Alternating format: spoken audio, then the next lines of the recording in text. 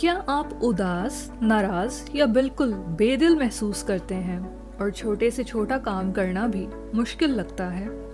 اگر ایسا ہے تو شاید آپ ڈپریشن کا شکار ہیں۔ ڈپریشن ایک سیریس ذہنی صحت کا مرض ہے جو دنیا بھر میں تقریباً 280 ملین لوگوں کو ہوتا ہے۔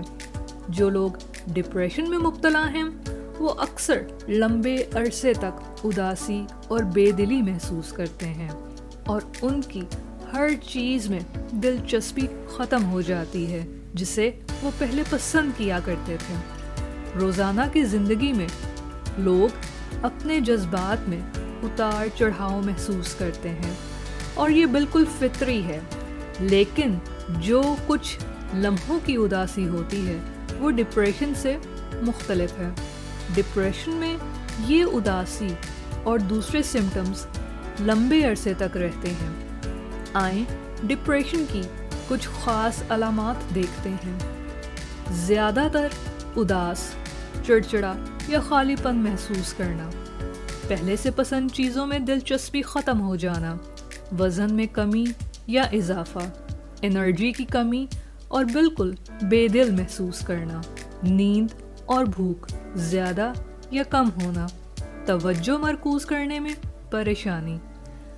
ریسرچ کے مطابق کچھ مختلف فیکٹرز ڈپریشن میں اثر انداز ہو سکتے ہیں، جیسے کہ برین کیمسٹری ایک اہم کردار ادا کرتی ہے۔ سیروٹونین اور ڈوپامائن جیسے نیورو ٹرانسمیٹرز کا امبیلنس ڈپریشن کی وجہ بنتا ہے۔ آپ کی جینز بھی ڈپریشن کا سبب بن سکتی ہے۔ اگر آپ کے والدین یا بھائی بہن میں سے کسی کو ڈپریشن ہو تو آپ میں بھی یہ ہونے کا امکان زیادہ ہو سکتا ہے۔ زندگی کے کچھ سٹریسفل واقعات بھی ڈپریشن کی وجہ بن سکتے ہیں، جیسے کسی پیارے کا انتقال، ٹراما، طلاق، تنہائی اور سپورٹ کا نہ ہونا۔ اب یہ دیکھتے ہیں کہ ڈپریشن کا علاج کیسے کروایا جائے۔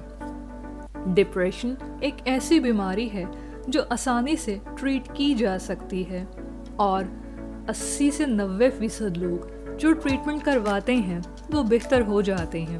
ٹریٹمنٹ آپشنز میں شامل ہیں سائیکو تھراپی، جس میں آپ اپنے تھراپسٹ سے اپنے جذبات، سوچ اور رویے پر بات کرتے ہیں اور مل کر مینجمنٹ پہ کام کرتے ہیں۔